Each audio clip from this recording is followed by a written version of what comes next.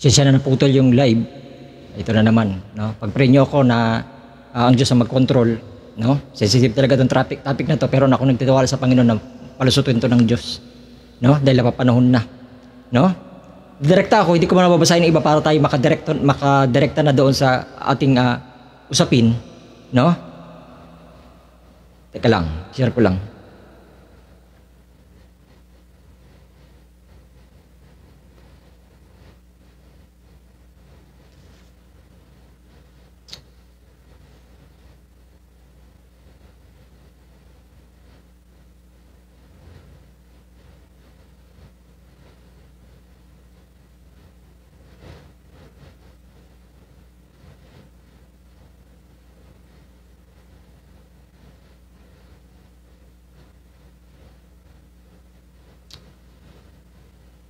Okay, tayo magpatuloy.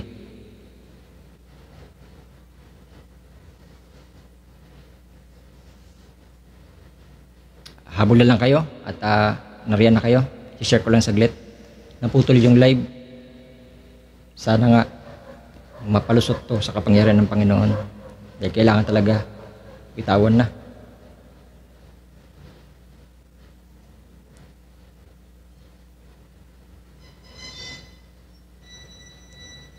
Share ko lang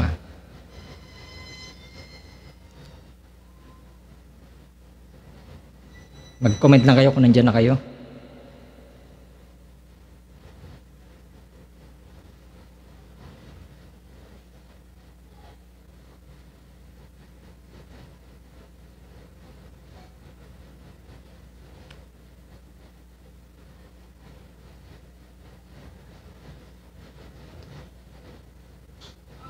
Sabi niya rito, dito na tayo sa pagpapatuloy ng ating topic.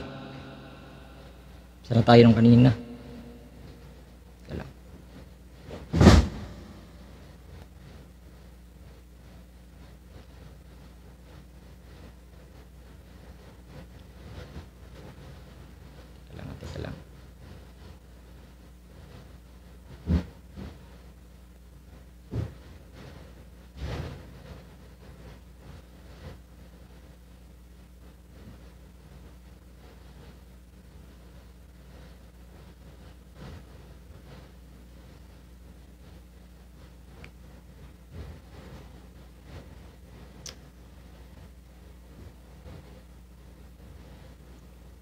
Comment lang kayo kung nandiyan na kayo. Share ko lang para makaabot sa iba.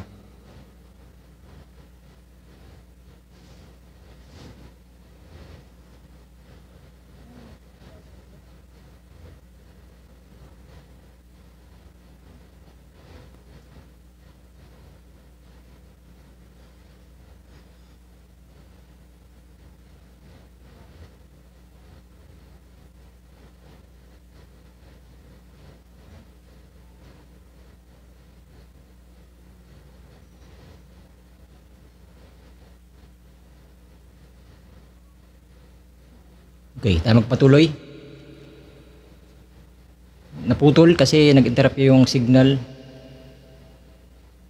Sana tayong kanina. Ayun, sa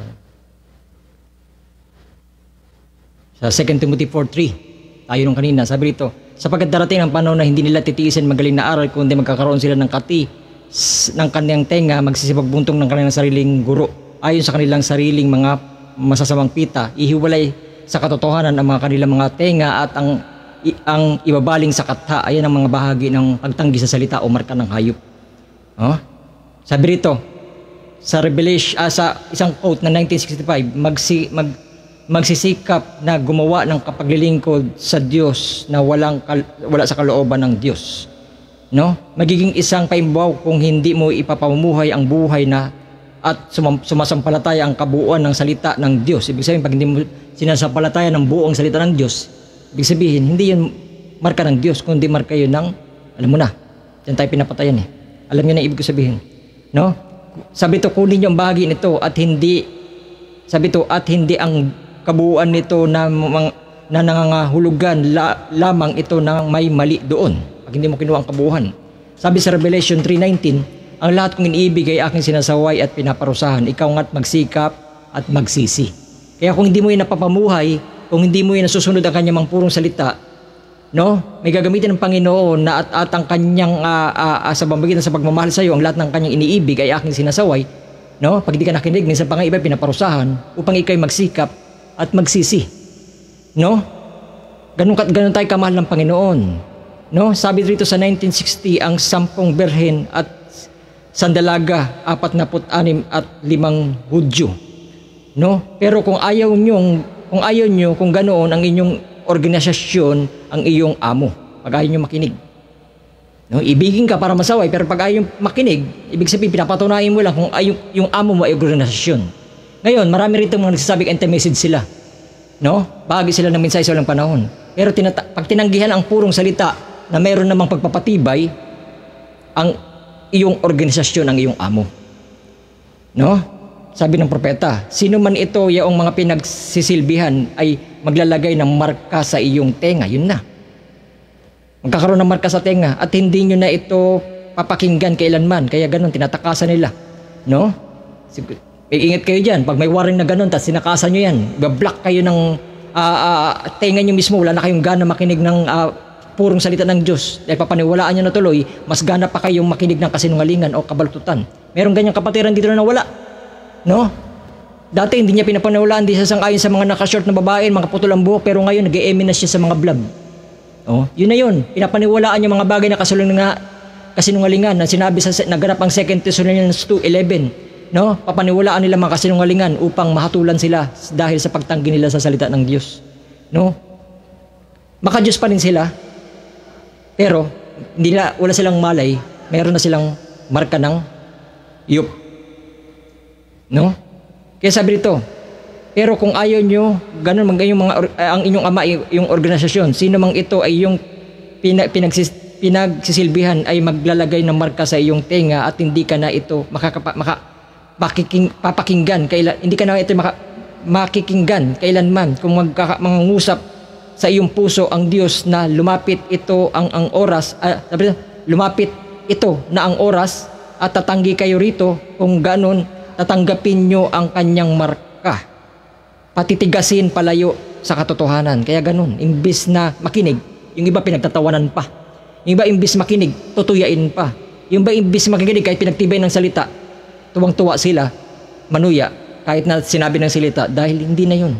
Anyong kabanalan na lang yun, totally doon, may espiritu ng diablo doon na namarkahan siya, ng markang yun, no? Sa pagtanggi sa salita. Mas pinapaniwalaan niya mga kasinungalingan. Kaya delikado mahulog sa kamay ng Diyos na buhay, sabi ng Biblia. Sabi rito, patitigasin palayo ang sa katotohanan. Yan ang marka ng diablo, ang marka ng yup. Yun pala, sa pagtanggi ng salita, yun pala ang marka ng yup, no?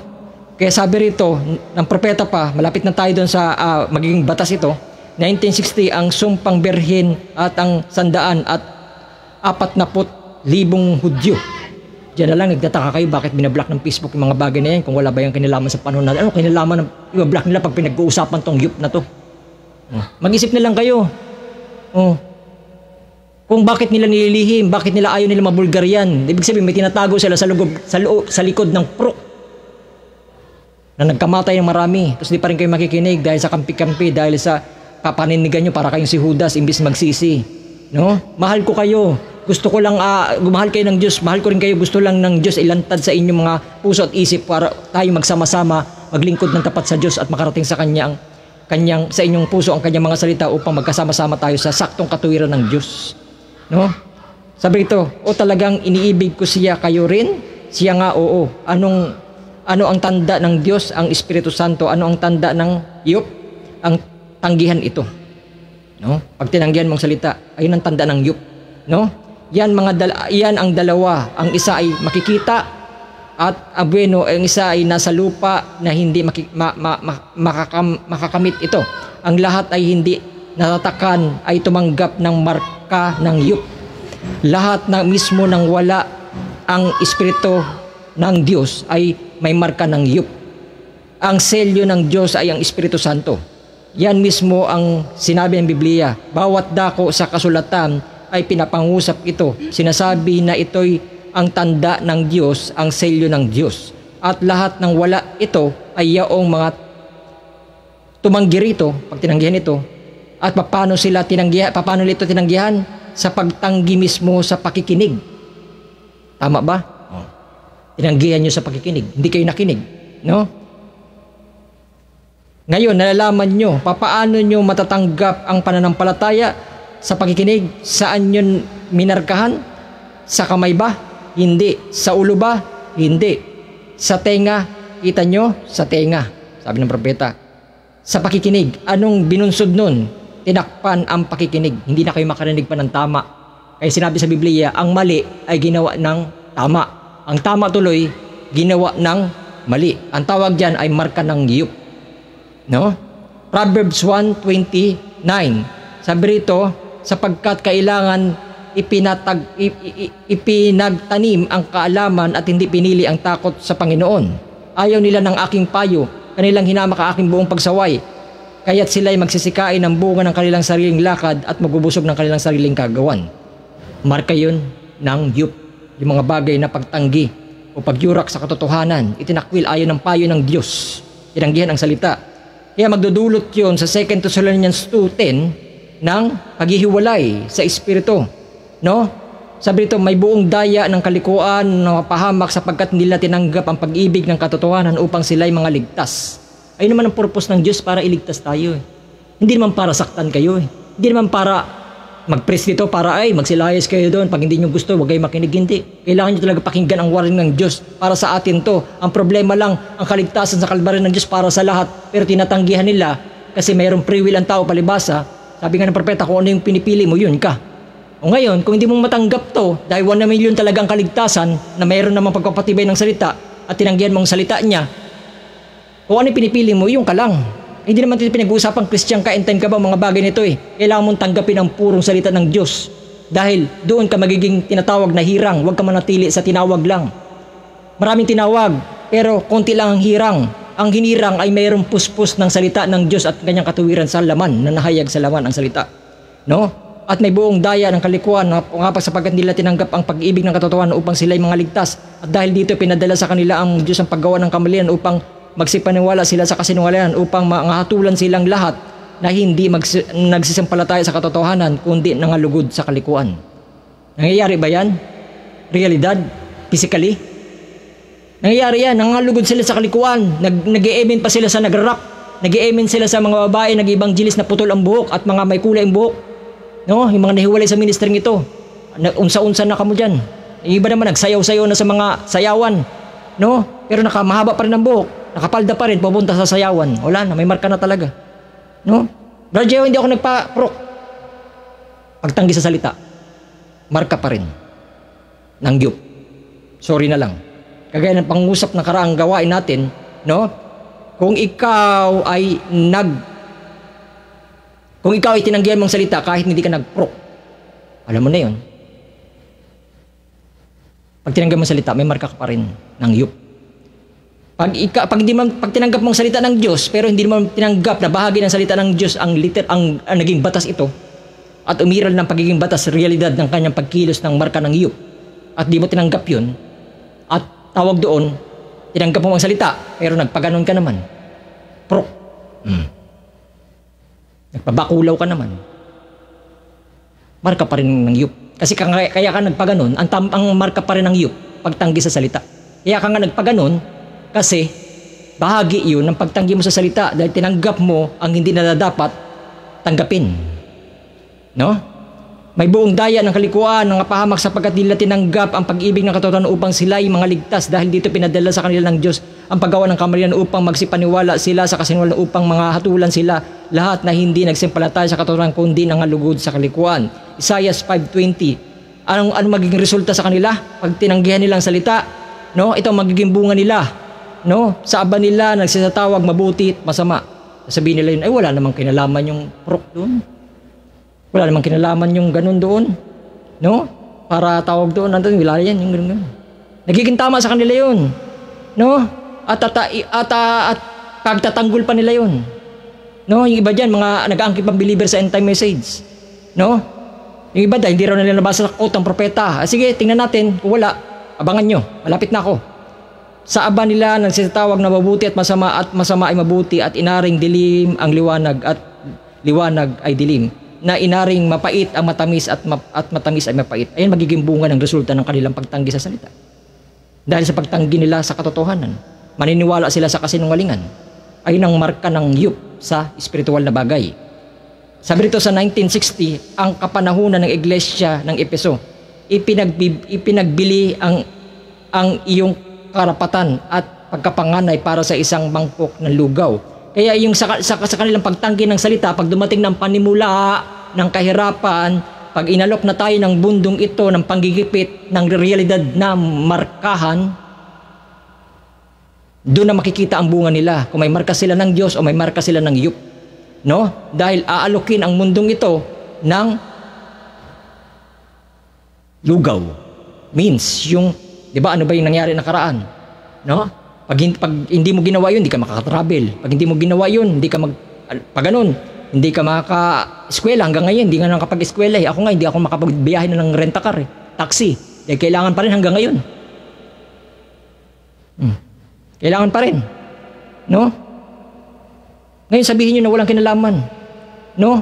Sabihin nyo, pinagbilin. May mga pinagbili ang kanyang kapagpanganay para sa isang mangkok ng lugaw. Isaw, kayo na miserabling ipokrito. Mga hipokrito tawag doon ng propeta.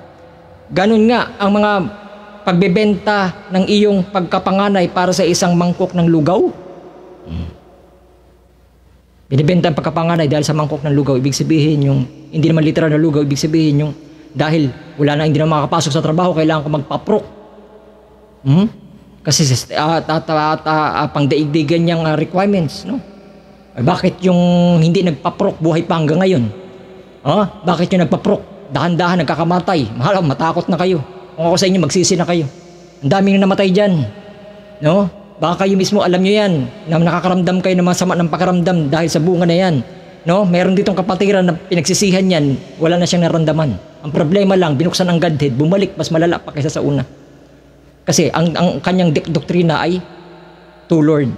Hindi niya matanggap ang Panginoong Kristo Jesus, bagamat anak ng Diyos. Pinapakilala lang niya ang kanyang sariling pangalan sa Ama. Ang Ama kasi, siya rin ang Panginoong Kristo Jesus na nahayag lang sa laman na tinatawag na anak. Kasi namamagitan siya sa kanyang mga anak. No? Sa kanya, tao lang si Kristo. Yung kanyang naramdaman doon sa epekto ng prok, mas matindi pa. Hindi na tuloy siya makatrabaho. Dahil tinanggihan niya ang salita. No? Sabi nito, sa Mateo 15:14, pabayaan nyo sila'y mga bulag na taga-akay, at kung ang bulag ay maakay sa bulag, kapwa sila mahuhulog sa hukay. Ngayon, ito na.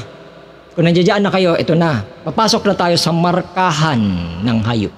Berge, mayroon bang ganun? Nasabi ng propeta, marka ng Diyos at marka ng yup lang eh. Bakit mayroon markahan ng yup? Meron ba niyan, Berge, markahan ng yup? Basahin natin. Kung mayroon, sabi ito 1965, ang binhi ng pagkalihis, ang title, hindi ako maaaring manatiling nasa labas nito. Ako ay isang lalabas dito, kung hindi ay papasok kayo rito. Ibig sabihin, mayroon kayong papasukan. Pag nanatili kayo sa labas ng salita, hindi kayo pumapasok sa puro ng salita, may papasukin kayo na hindi nyo namamalayan. Mayroon kayong tatanggapin na kasinungalingan na hindi nyo namamalayan. Walang tutungo sa kalagitnaan, iyon na ang magiging tatak ng halimaw. Walang taong makakabili pag dumating ang araw na yon at papunta na tayo doon, makakabenta maliban sa kanya na may tatak at nagtataglay ng pagkalihis. Ngayon, manatili kayo sa labas nito, lumabas kayo rito, takasan nyo ito, lumayo kayo rito. Ang Diyos na nagsasabi nilang pinaglilingkuran nila ay wawasak sa kanila. Ganun ang mangyayari, ang magiging bunga. At ganun nga nangyayari sa kanila ngayon. No? Iniisip nila naglilingkod sila sa Diyos. Tapos yung pinaglilingkuran nila dahil tinanggihan naman lang salita pero tumatawag pa rin Lord, Lord, Lord. Matthew 7:21. Ibig sabihin, winawasak din sila ng kanilang maling pagkakilala sa Diyos. No? Ito, meron bang markahan, Barjeho?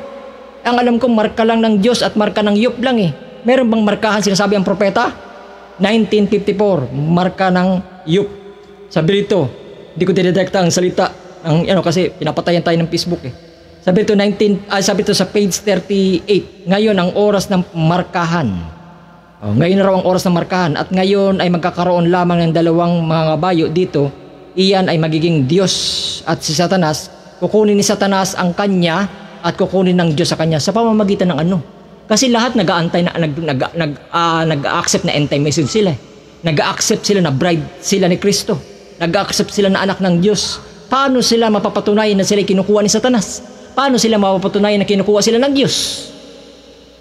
Ayon sa pagpapasiya at bunga nila. Ngayon ang oras na markahan. At ngayon magkakaroon lamang ng dalawang mga ngabayo rito. Iyan ang magiging Diyos ni Satanas. Ayan magdadiyos at si Satanas, kukunin ni Satanas ang kanya. Yun. Sorry na lang. Pero may warning para lumabas kayo doon. Kaya nga tama sinabi kanina.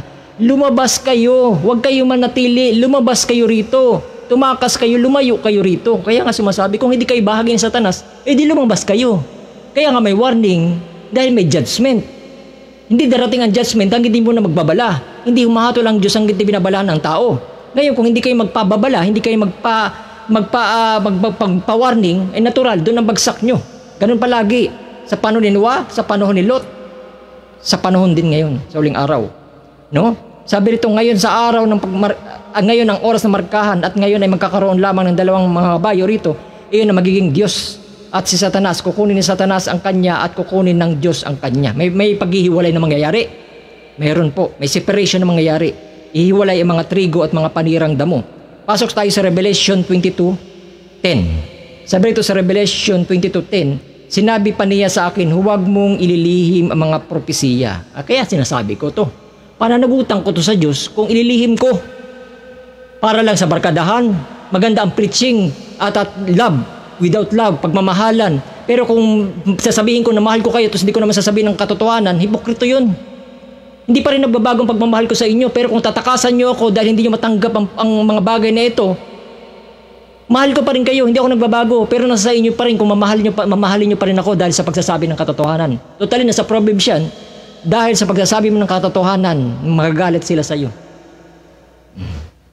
Hindi na bago yan dahil sinabi na na yan ng Biblia na pagsasabi mo sa katotohanan, maraming magagalit sa iyo.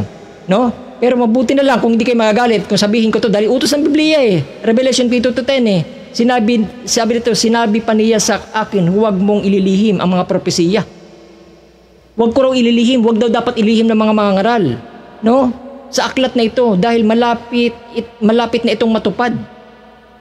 Kung matutupad na ang Great Tribulation, naging mangangaral pa ako, tapos tutulok ko lang pala kayo sa matinding kabigitian para mapahamak kayo. Anong silbi ng isang mangangaral kung ang isang palang mga tupa ng Diyos o mga sa iba-ibang mga dako dahil warning ministry ito. Ang ministry ito ay warning ministry. Kung gahayaan ko lang hindi makarating ang salita doon sa kanila, no? At wala silang babala patungkol dito. No? Sino ang propesiya? Ako ba? Hindi. Ang propeta pa rin sa huling panahon ito. Ang ginagawa lang ng kanyang lingkod ngayon ay, no? Huwag mong ilihim ang mga propesiya. Kung may mga propesiya na pinaalam ng Panginoon, na pinagtagpi-tagpi niya, na kapatibay sa kanyang salita, kailangan sabihin niyo ng mga lingkod ng Diyos. Huwag ililihim. Huwag kayo maging men's pleaser. Baka magalit ang membro, no? Dahil tapos na kayo magpaprok. Tapos na kayo magpabakulaw. Ang totoong pagmamahal, nagsasabi ng katotohanan. Magalit man sila sa hindi, pero hindi ka magbabagong pagmamahal mo. Pero kailangan mo sabihin yun dahil gusto mo silang maligtas sa kapahamakan. Biro mo, papayag ka. Alam ko naman sa likod doon kung bakit namatay yung membro ko eh. Dahil nakakamatay kasi yung may side effect yun. Matutuwa ka? Hindi ka nagkakaroon ng guilty. Isa ka mangangaral, tapos hayaan mo lang mapahamak sa laman, lalo na pati sa espiritu, ang isang kaluluwa ng Diyos. Simonyo. Paano ka naging pastor kung hayaan mo lang isang membro ng Diyos na mapahamak pati sa laman at sa espiritu? Oh? Mayroon ganyan na nunuya sa amin eh. Na kung saan ay, wala namang kinalaman yan, Ate Carla, wala namang kalaman, Barja yan. Ang daming mga nunuya. Pero yung mga sinasabi nila, literal, malalaman na lang, dugo na yung ilong. Tapos na ospital, mabalata mo lang, patay. At hindi mo yung matatatanggi. Kasi kahit mga estudyante ko, sa mga music at mga ganyan mga karanasan, iba-iba mga karanasan doon at nalalaman na lang namin ganun nangyayari. Ibig sabihin, kumakalat na to sa buong mundo na ganyan ang mga side effect niyan. Matapos sa ganun. Ang tamang yung gawin, pagsisihan. Dahil kapangyarihan ng Diyos na papatawarin ano mang mga bagay na maling desisyon. Buti nga may grace pa eh. Eh paano lang kung wala ng grasya? Meron pang binibigay ang Panginoon ng space para pagsisihan. Bagamat pumasok na tayo sa panimula ng kahirapan, papasok na sa Great Tribulation, ang gitna nun, sabi ng propeta, babalik muli ang kabigatian, bueno, matinding kabigatian. Pero bago mangyari yun, kukunin ang nobya sa pag-agaw, aagawin sila pataas, at babalik muli ang kabigatian. Pag sinabi kasing babalik, nangyari muna yun sa una, oh, at susunod ay matinding kabigatian na magaganap sa buong mundo. Mamaya may quote dito, babasahin ko yan, pinauna ko lang. No? Ano sa gitna yun? Pag sinabi pa lang babalik, ano, bago bumalik ang matinding kabigatian, anong gagawin mo dapat? Magsisi. Itong tunay na pagmamahal, sinasabing katotohanan, hindi baka masaktan kayo, baka iwasan na ako ng mga pastor na kaibigan ko ngayon, kakasimula pa lamang kami ng magkaibigan, baka magalit na sa akin dahil nagsabi ako tungkol dito. Paano kung bakulado rin sila? Ay, mahal ko pa rin naman sila. Eh kung mahal nila ako dahil nagsabi ako katotohanan sa kanila, lalayuan ako nila, problema nila yun, pero hindi nagbabagong pagmamahal ko sa lahat dahil ang walang pag-ibig ay hindi sa Diyos. No? Masakit lang isipin, baka layuan ako nila dahil sa pagsasabi ng katotohanan, malulungkot din ako sa isang banda, pero kailangan ko sabihan dahil ako yung nagmamahal ng totoo. Hindi naman sila hinatulan na tapos ng ginawan, mapunta sila ng impyerno eh. Walang hatol dito. Ang sabi ng propeta kanina, lumabas na kayo habang may pagkakataon pa kayo lumabas. May space of grace ba? Kasi sa Great Revelation wala nang biyaya, sirado na eh. Ngayon bukas pa. Pastor ka man, membro ka man, ano mga bagay na yan, igalang niyo ang kaloob sa ibang kaloob. Dahil ang ministry nito, warning ministry. Kung pastor ka at hindi may iba-ibang katangian ng mga bagay na pagpapahayag ng Panginoon sa ibang kaloob, kung narinig mo to, yung tinig ng Panginoon na pinapangaral mo, tinig dyan, the same God na pinapangaral din sa ibang kaloob. Pag nagtangi ka dyan, ibig sabihin, may accept kang pinapangaral mo, pero sa ibang bagay na ibang kaloob, tinatanggihan mong salita. Ganun ba yun? Naging hipokrito ka sa salita ng Diyos kung ganun ka. No? Kailangan mong tanggapin ang buong salita niya sa iba-ibang klase ng kanyang katangian ng kanyang kaloob. No? Sinasabi niya sa akin, huwag mong ilihim ang mga propesa sa aklat na ito dahil malapit na ito matupad. Ang masama ay magpapakasama pa pag dumating ang araw na yon. Pipiliin nila magpakasama. Ang marumi ay magpapakarumi pa, pero ang matuwid ay magpapakatuwid pa at ang banal ay magpapakabanal pa. Tama? Magkakaroon ng separation? Oo. Magkakaroon ng paghihiwalay. No? Yung masama, pipiliin nila maging masama palalo, tinanggihan ang salita. Yung iba naman, pipiliin nila magpakatuwid. Tatanggapin nilang katotohanan dahil alam nila ayun ang buhay na walang hanggan. 2 Thessalonians 2:9, siya na kanyang pagpaparito ayon sa paggawa ni Satanas ay may buong kapangyarihan at tanda ng kahangahangang kasinungalingan. Ngayon, bago ako pumasok sa pinakamas malalim na mga katibayan, dito ko ipapatibay sa inyo kung anong mga bagay na kasinungalingan ng ginagawa nila at mga nilihim nila. Ulitin ko magbasa 2 Thessalonians 2:9, siya na kanyang pagpaparito ayon sa paggawa ni Satanas at may buong kapangyarihan ng mga tanda ng kahangahangang kasinungalingan. Anong kahangahangan ng kasinungalingan na yon? Bibigyan kong pagkakataon si Mrs. Hindi siya mag-preach, magte-testimony lang siya tungkol sa realidad na kaganapan ng panahon, sa realidad. Yung mga nangyayari sa panahon natin. Kasi yun ang kanyang tawag dun, katangian na malaman niya mga bagay na yun eh. Kailangan niya elevasyon, hindi niya pwedeng sariliin yun. Hindi naman siya mag-preach tungkol sa Word of God eh. Sasabihin lang niya ang mga testimonial kung ano bang nagaganap sa ating mundo. May alam ba kayo? Ano ba nangyayari? Ano ba sa likod ng mga sikreto na to? Ng mga kanyang mga agenda na pinagagawa nila? Ulitin ko binasa ko.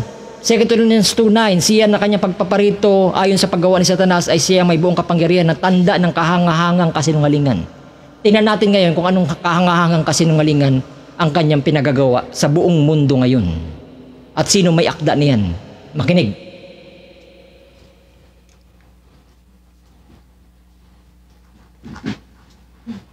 Ito ka lang kasi ililipat yan ako yung hindi makabot ang mic. Hindi ako nabahala.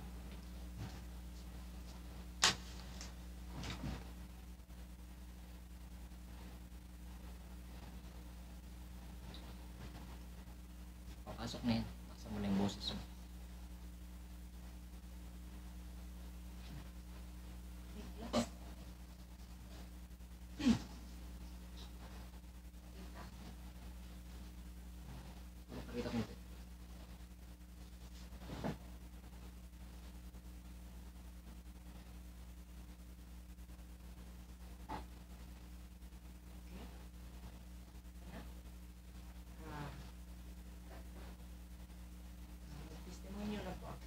Buksan mo, buksan mo. Matikay. Kunin mo na lang.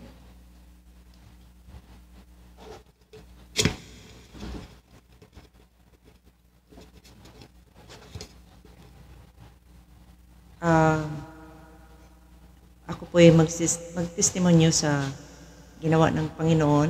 Hindi putol. Sa ginawa ng Panginoon, dahil napakabuti po ang Panginoon na bago pa man pumasok yung pandemoniac ay binigyan siya mismo ang nagbabala sa amin. Bago po pumasok ang panimula pa lang ng pandemoniac, may narinig po ako na boses at ito po ang pagkasabi niya sa akin. Bisaya po yung sinabi niya sa akin. At sinabi niya, ayaw pamati bisan unsay isulti sa WHO. At nung narinig ko noon, yun ay audible voice. At nung narinig ko noon, sinabi ko, opo Lord. At nung ano na ako, parang nagising na ako, nabalik na ako sa aking ulira, pinaalala ni Lord yung nabasa ko sa spoken word na ang ulo ng WHO at UN ay Vatican Church. Ngayon, ang ibibigay ko sa inyo ay para itong summary na para maunawaan ninyo lahat. I'm sure ang iba meron na nitong kaalaman at ito ay magpapatibay sa mga iba na meron na ring kaalaman. At kung ang iba man ay wala pa, ay ito sana ay magiging liwanag at magiging, kumbaga, gabay kung bakit at maunawaan nila kung bakit nagkawendang-wendang na po ang mundo natin. Ganito po iyon. Ang WHO at UN, ang ulo nila ay Vatican Church. Ang NASA at ang CIA, ang may-ari noon talaga ay ang Jesuits.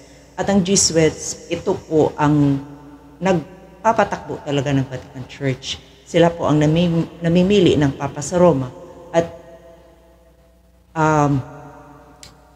sila po ang gumagalaw talaga behind sa Pope. Yung Pope na nakikita nila ay front lang po iyon. Parang spokesman lang po. Pero ang gumagalaw talaga, nagdesisyon, lahat ay ang Jesuits. Ngayon, unahin ko muna yung mga koneksyones ng mga agency ng ano na ito, ng church na ito para malaman ninyo kung bakit nagkaganito at bakit gumagalaw po sila ng ganito, anong mga connection nila. Sa loob po ng Vatican, meron po itong Vatican Bank. Ang makapasok lang po nito ang membro ng World Bank. Hindi po pwede pasukin ito ng mga sibilyan na tao. Ang Vatican Bank ay pagmamayari po ito ng Vatican Church. At ang World Bank, ito ay subsidiary ng Vatican Bank. Ngayon, ang FEMA, DARPA, FBI, CDC, NIH, lahat po yan agent ng Vatican Church. At marami pa po yan. I guess 100 agents sa buong mundo. Pero ito lang po ang binanggit ko kasi ito po ang masyadong madalas na-involved sa mga mga galaw nila. Ngayon, sa totoo po lang, ang CIA ang gumagawa ng bakulaw. Yung pharmaceutical, sila lang po ang distributor ng bakulaw. Ngayon, punta tayo sa laman ng bakulaw. Ang bakulaw po ay puros po iyon, pampahamak ng katawan ng tao. Ano po ang laman ng bakulaw?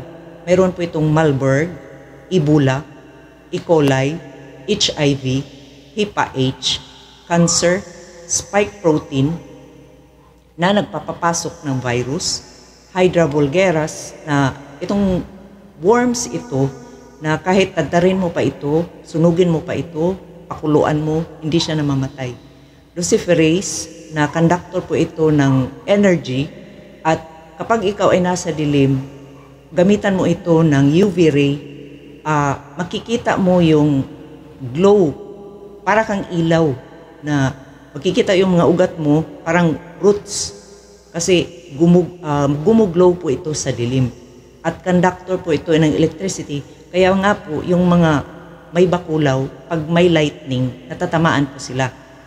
Ngayon, meron po itong nanogel. Ang katawagan po ng nanogel ay pwede siyang graphene oxide, pwede siyang black goo, nanoparticles. At ano po ang purpose niya? Ito po ang graphene oxide or nanogel ay, pakitingin ng video baka maputol. Ito po ay i-connect nila sa 5G balang araw. Ngayon, sabihin nila na ang microchip ay yung parang butil ng bigas, hindi po yung totoo. I-research nyo po, ang nanogel, ang pinaka-latest na microchip. Bakit? Ito lang po ang nagko-connect sa quantum dot system. Ano po ang quantum dot system? Ito na po ang pinakamabilis na klase ng processor na magko-connect po ito sa real time. Halimbawa, pag ang isang tao ay may bakulaw, pipindutin siya doon sa Amerika. Kung sa actual na time doon pinindot siya, magti-take effect sa the same din nga time na pinindot siya doon sa Amerika. Ganun po kabilis ang quantum dot system. Sobrang bilis po nun. Kaya nga, nilaunch ni Elon Musk yung 6G na ito po ay tinatawag na Internet of Bodies. Para po ito mag-connect ang nanogel sa Cloud9. Hindi Cloud9. I mean, yung sa quantum dot system. Ngayon, ano pong purpose ng itong nanogel? Nakita ko po ang video na ginagawa nila kung paano po nila patatamaan yung mga tao na may bakulaw. Lahat po ng ID ng mga tao na may bakulaw, sila po ay naka-log na po sila sa quantum dot system. Lahat po yan kahit saang bansa. Ngayon, kung may pakay, minsan kasi ang IA, siya ang naghahanap. Kaya ngayon ibang merong bakulaw, bigla na lang namamatay. Tapos may naririnig silang hallucination. Kaya kasi nilang ipadaan, kaya nilang gawa ng hallucination ang isang tao na may bakulaw. Kaya nga may mga video na kung mamamatay sila, parang mayroon silang naririnig. Parang meron silang naririnig na boses. Dahil sinimula na po nila na magbawas ng tao. At iyon po ang ginagawa nila ngayon. Pero darating po ang araw na mas na pangmalakihan na talaga at sabay-sabay na po ang kanilang pag-aatake. Nakita ko po yung video kung paano nila ginamit ang yung 5G. Ino-operate nila sa computer. Tapos ang 5G pala, pwede nilang halimbawa, maraming tao dyan sa paligid. Pwede nilang atakihin lahat ng tao. Pwede nilang i-single out ang pag-atake sa isang tao gamit ang bakulaw na ID o gamit ang microwave ng 5G. Ngayon, nakita ko po yung video ng Congress hearing last November 2023 sa Amerika. Naghahanda na po sila ng budget para po sa zombie apocalypse. Totoo po iyon. At yung congressman na speaker doon na nagsalita, nung binasa po niya, tinatawag talaga niya Jesus, kasi kinabahan po siya. Kasi meron po doon sa portion na binasa niyang draft para sa budget sa zombie apocalypse na sinabi niya, at kung aatake na ito ang mga zombie sa city, doon siya, tinawag niya ang pangalan na Jesus kasi siya mismo kinabahan. Totoo po iyon na talagang gagawin nila pag marami ng mga tao na kukontra sa kanilang mga ginagawa dahil meron po silang armas. Ngayon, magpatuloy po tayo sa kung ano po ang laman ng bakulaw. Meron po siyang snake venom. Meron po siyang fetus o baby. At meron po siyang 20 deadly toxic chemicals. And in fact, nung kinaso na po ang Pfizer, lumabas po sa kanilang dokumento na merong 2,000 plus na epekto. At ang nabanggit ko lang na mga cancer, mga HIV, kunti lang po yun.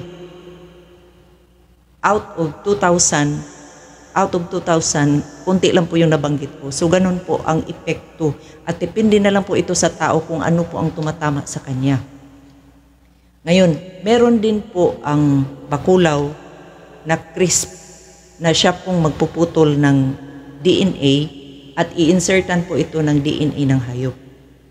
At in fact, ngayon lang po, 2024, lumabas po ayon sa police report sa Amerika merong 81 cases na tao na nag-mutant na po sila.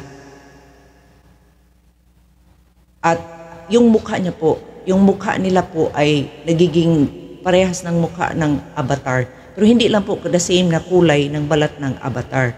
Yung tenga nila tumataas, yung mata nila tumataas, yung dito nila nagkunot-kunot, at yung labi nila nagwa-wide. Talagang nag-mutant po sila. Kasi yung crisp po, ang in-insert nila ay animal na gene. Galing po ito sa dokumento ng mga scientist talaga. Ang DNA ng tao ay meron siyang 72 gene galing sa babae. Ang isang tao, meron siyang 72 gene na galing sa babae at meron siyang 72 gene na galing sa lalaki. Ngayon, itong crisp, ini-insert niya ang 72 gene din ng hayop. So, sila din ang nagsabi nito Kung itutugma mo ito sa Revelation na sinabi na ang pangalan ng hayop is the number of the beast is 600 and 60 and 6. Kung i-times mo iyon, equivalent po iyon ng 216,000 na gene, which is tugma sa sinabi ng Bible. Ngayon,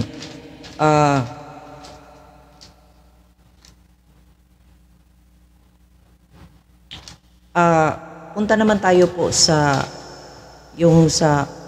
Vatican Bank at sa World Bank. Noong October 1, 2022, ang Pope po ay nag-declare, bago pa dumating ang October 1, ang Pope po ay nag-declare na to return all the assets to Vatican Bank. So, noong October 1, lahat po ng kayamanan, lahat po ng assets ng bangko sa buong mundo ay nasa uli na po sa Vatican Bank na pagmamayari ng Vatican Church. Ngayon, ang epekto po noon, after 1 year, pinatupad na po nila ang Nizara Gisara. Ano po itong Nizara Gisara? Batas na po ito. It is an international na batas. Ang Nizara, pag sabihin mong Nizara, ini-apply ito sa Amerika kasi ang meaning ng Nizara ay National Economic Security and Recovery Act. Kung sabihin mong act, ito ay batas na po. Ang Gisara ay Global Economic Security and Recovery Act. So nagtitake effect na po ito. Ito po ay nagsimula noong November 5, 2023. Silent lang po ito nila. Hindi po ito nila in-announce pero in-implement na po ito sa buong mundo. At ano po ang epekto nito? Nakita ko po ang dokumento nito at binasa ko po na oras na i-implement itong Nizara Gisara, ang buong mundo ay under na po sa one world government. So, ang presidente ng bawat bansa ay wala na po siyang power. Meron na pong nagdidikta sa kanya, palihim. At ano ang ginagawa nila sa Nizara Gisara? Sila po ay magpapatupad ng digital system. Lahat po, galawan, ay through digital system na. At ang plano po nila, pababagsakin po ang economy, tapos bibigyan po ang mga tao ng basic income monthly, each person.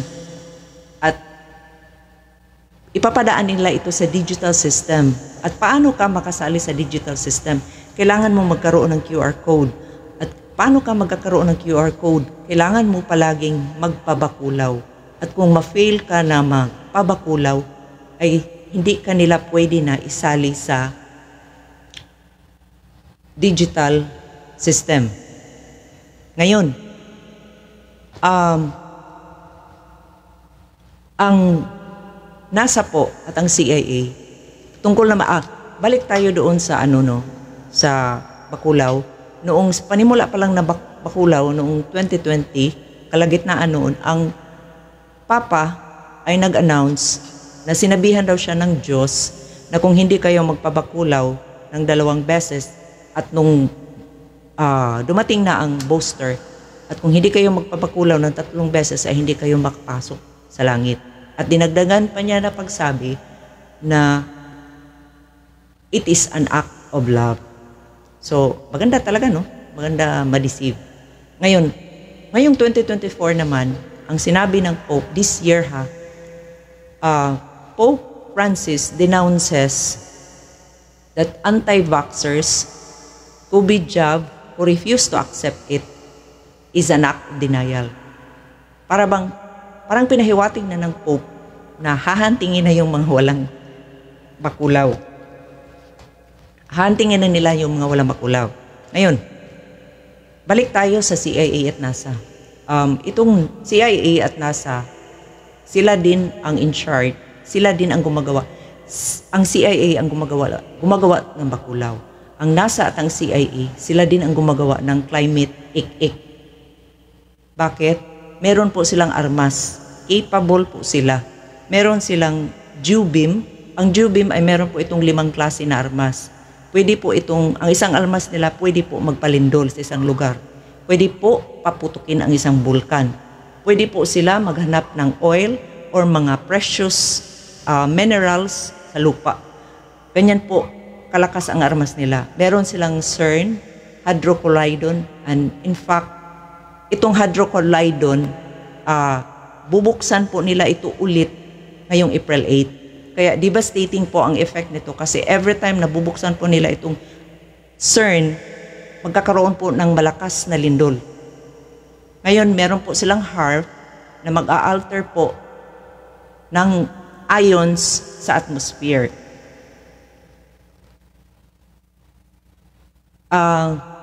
Dagdag ko lang din po, noong last year, November 25, pumunta na po dito ang representative ng World Bank.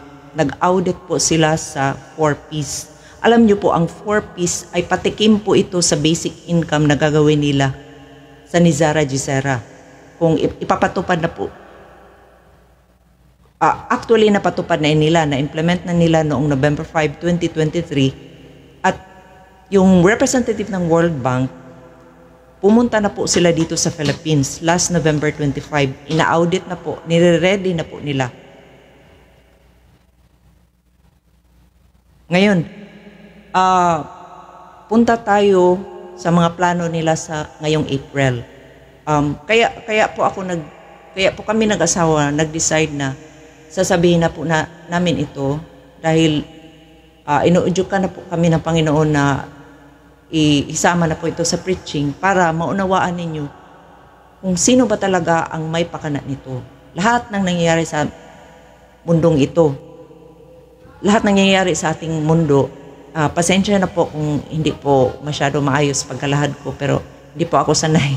I try my best. Kunin nyo na lang po kung anong laman ng sinasabi ko. Ngayong darating na buwan, very, very crucial po at very dangerous po sa lahat ng tao sa buong mundo. Kasi ang plano po nila, lindulin na po ang California. Magsisimula po ang lindol sa Alaska, papuntang Washington, papuntang Oregon, at papuntang California. At ito po ay tugma sa sinasabi ng propeta na ang malaking earthquake ay magmula sa Alaska at hindi na po ito hihinto, dadaan po ito sa Washington, dadaan po ito sa Oregon, at ang dulo nito ay pupunta po ito sa Los Angeles, California, na kung saan matutupad po ang sinabi ng prophecy na lulubog po ang California. Ngayon, yung plano nila, ito po ay hindi po ito mga haka-haka. Dahil ito po ay, itong plano na ito ay galing po ito after the meeting ng NASA, CIA, DARPA, FEMA, FBI. Galing po ito sa kanila ang mga plano na ito. Tapos, magpapakawala po sila ng EMP, electromagnetic pulse. Nakita ko po yung effect meron po kasing isang scientist na nag-i-explain siya.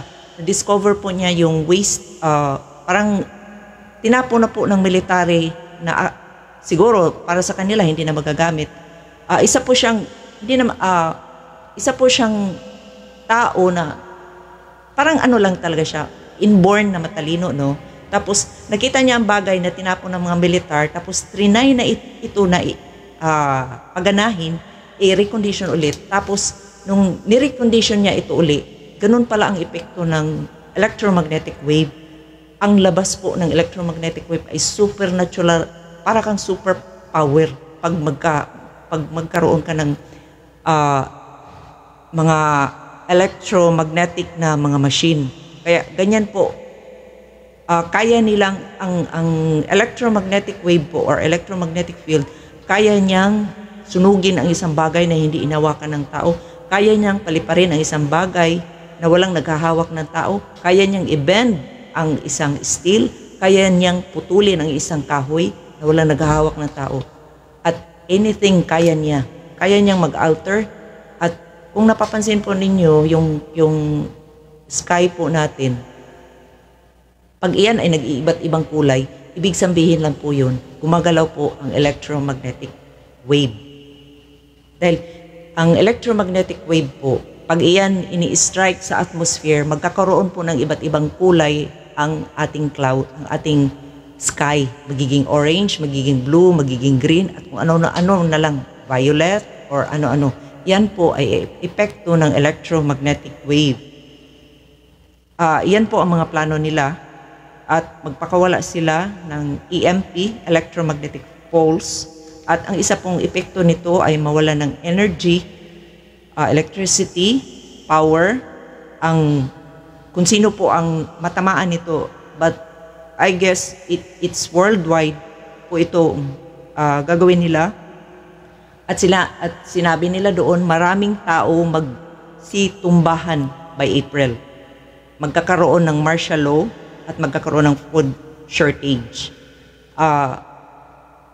Kung babasehan mo talaga simula April, talagang perilous times na talaga. At nakita ko yung demonstration ni Ma'am Lynn Channel, yung epekto ng gagawin nila, ng plano nila. Hindi lang pala sa Alaska, Washington, Oregon, California, ang lilindulin nila, no? Pati pala banda sa Louisiana, yung sa Madrid Fault, pati Japan, lahat po ng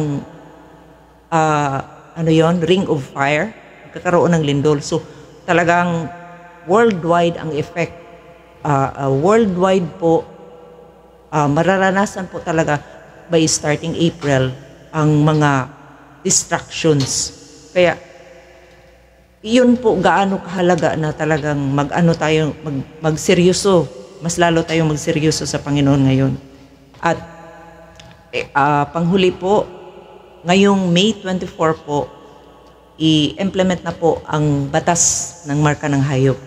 At i-highlight ko lang kung ano ang doon, oras na ma-implement yung, kasi 207 articles, at yung ni-raise up, at yung nakita ko rin sa video, ni-raise up ni Congressman Dan at sino ba yun? Yung isa doon.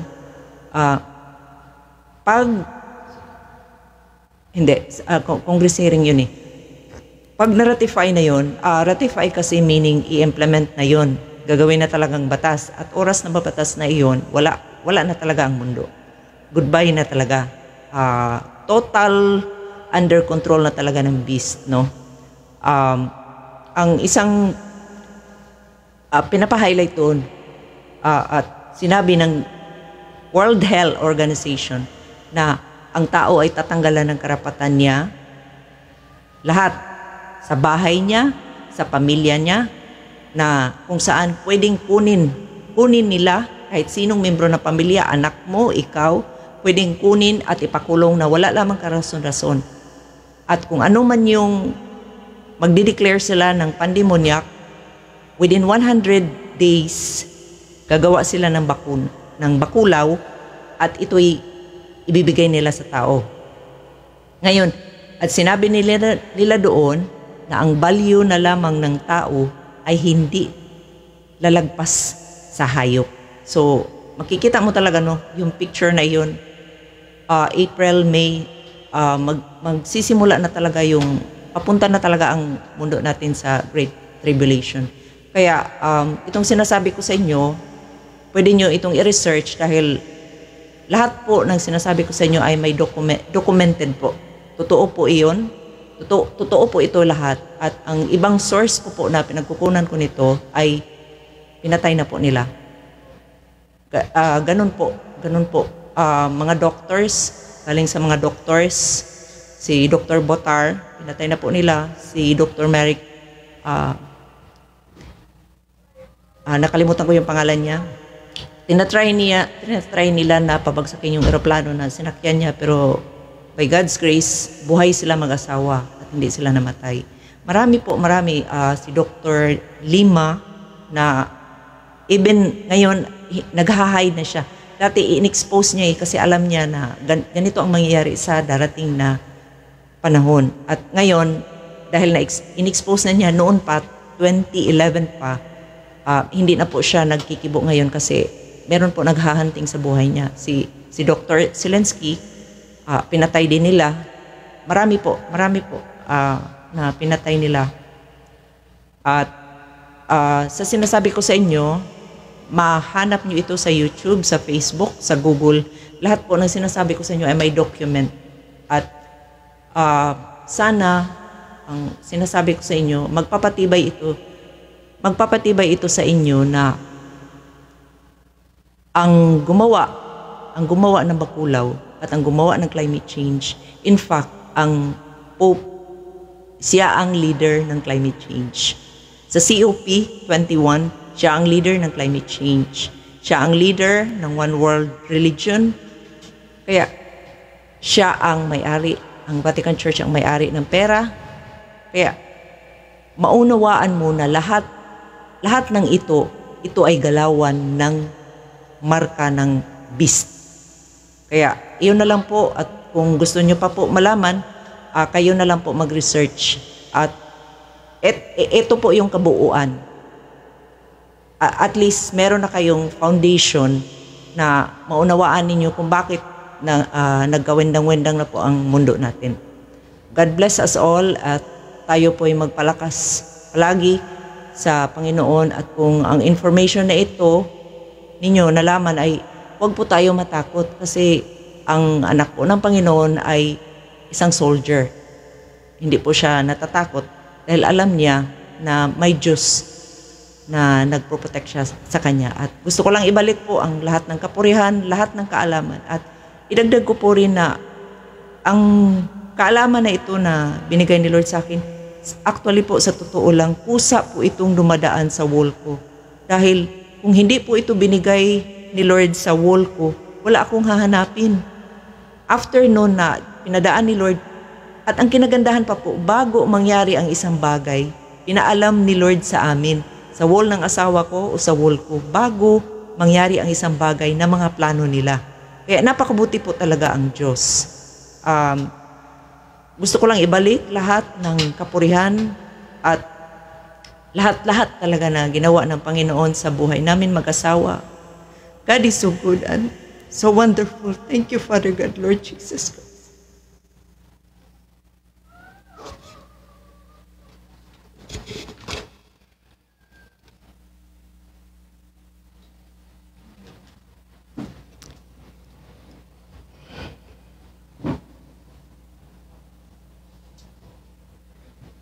Puri ng Panginoon. At ngayon, bago ko binigay kanina kay Mrs., siya ay nag-testimony lang, no? At pagtitibayan lang niya ng mga literal na kaganapan, kasi hindi ako dun tinawag. Buti na lang binigyan akong asawa na binigyan kaalaman tungkol sa mga nangyayari sa literal. Iko-connect naman natin ngayon ang mga sinabi niya na ito ba'y nahula ng propeta o hindi? Ayun kasi ang tanong eh. Kasi kahit nangyayari yan, kung tawag doon, kung walang mga hula before, mangyari yan, useless.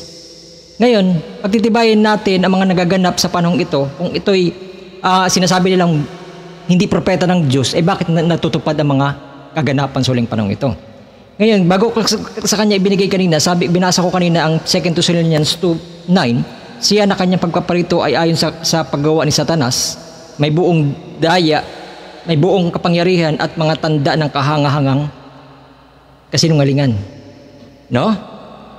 Kaya ngayon, papasok na tayo ngayon. Bantayan nyo lahat ng mga binanggit ni Mrs., lahat ng mga nagaganap sa panahon ng realidad sa ating kinakabuhayan na. Yung mga nang galaw niya, no? Ng markahan ng yup, no? Kaya, papasok tayo rito sa quote ng propeta. Tapos na tayo sa marka ng Diyos, tapos na tayo sa marka ng hayop espiritual, papasok na tayo sa markahan ng literal o markahan ng yup. Tawag ng propeta, markahan. Yung sa isa naman, marka. Ito, markahan, ibig sabihin, realidad, no, na magaganap para gipitin ang tao, para subukin, sabi sa Bible, subukin ang mga nasa ibabaw ng lupa. No, katuparan ng verse na yun. Pasok tayo sa 1964, ano ang gagawin natin ditong si Jesus na tinawag na Kristo? Sabi ng propeta rito, nakikita natin malaking hakbang na ito ay nakaayos na ngayon. Balikan niyo yung mga pinatotoo o tinestimony ng aking misis. Mas ma-relate niyo ang nagaganap sa panahon ito at i-combine niyo sa spiritual na nahula pala ito sa ating panahon. Nakikita natin na malaking hakbang na nakaayos na ngayon at malaking makinarya ni Satanas, no? At nakaayos na ang tanging kailangan na lang nito ay ang makuha itong mechanics. Naghihintay na lamang ito ng dynamics dito upang maipatupad ito. Meron silang ipapatupad. Ayun na nga yung pinagbabanggit ng kanina ni Mrs. sa testimony niya. Sabi ito, ang galaw ng lahat ng kongregasyon, isang malaking kongseho at bagay, ang malaking makina ay nakahanda na doon, ngunit sila ay naghihintay para sa oras kapag nagtakip at bumaba ang pagkatapos ay magagawa nila ito at pipilitin ito at gagawing batas ito. Tingnan nyo, dahan-dahan na. Lahat ng, kung narinig nyo kanina yung mga testimony ni Mrs. tungkol sa mga naganap panahon, ma-relate nyo ang mga nagaganap. Ngayon, saan ba nagsimula? Kagaya sa kanina, may nabanggit ni Mrs. tungkol sa testimonial na gano'n na napapatupad to dahil sa salapi. Dahil nagsisimula ang pera para mabayaran ang magpatupad nito sa Roma. No? Sabi rito sa 1963, ang unang tatak, sabi rito, pagkatapos ang tanda ng hayop sa Revelation 13 ay magaganap. Pagkatapos hawak na niya ang lahat ng komersyo, kalakal, at lahat ng bagay sa mundo. Hawak na niya. No? Ngayon, paghawak na niya, ano mangyayari? 1965, ang binhi ng pagkalihis. Iyan ang magiging tatak ng halimaw. Amen. Yung mga bagay na yung tinestimony kanina, kung nakarinig nyo ha, ayun daw pala magiging tatak ng halimaw. Sabi ng iba mga end-time messages, wala ayong kinalaman sa marka ng halimaw. Hindi kayo masusunod ang salita ng Diyos. Iyan ang magiging tatak ng halimaw. Walang tao makakabili o makakabenta maliban sa kanyang may tatak. Ngayon, nakakabenta pa tayo, nakakabili. Kasi para mapunta na doon sa matinding kabigatian. No, nagsimula na siya ng 2020. Bugso ng panimula ng kahirapan. Papasok na siya sa matinding kahirapan. No? At sabi ito, ngayon manatili kayo sa labas nito. Lumabas kayo rito. Yan, pinapalabas nga, di ba? No? Kung nakapasok kayo sa ganong sistema, lumabas kayo. Takasan nyo ito. Lumayo kayo rito. Warning. Pinapalayo talaga sa ganong sistema na realidad. No? Pasok natin sa John 12:25. Ang taong nagpapahalaga sa kanyang sarili lamang ay siyang mawawalan nito. Kaya ganon.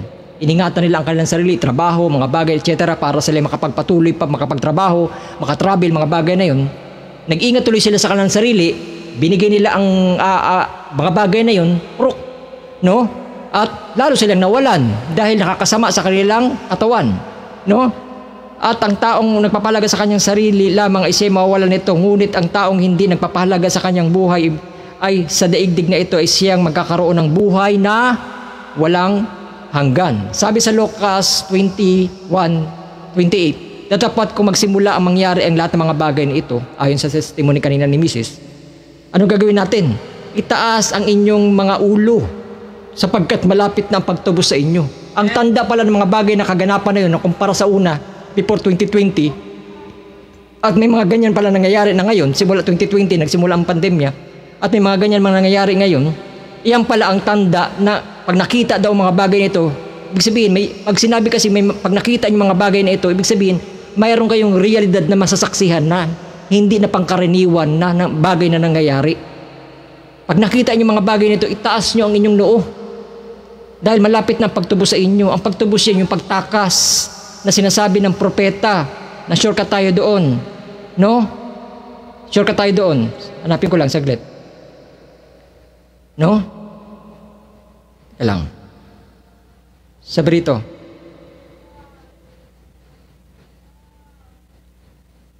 Lang sa ko ba nailagay? Kailangan ko kasi mag-shortcut kasi hindi ko mauubos lahat to.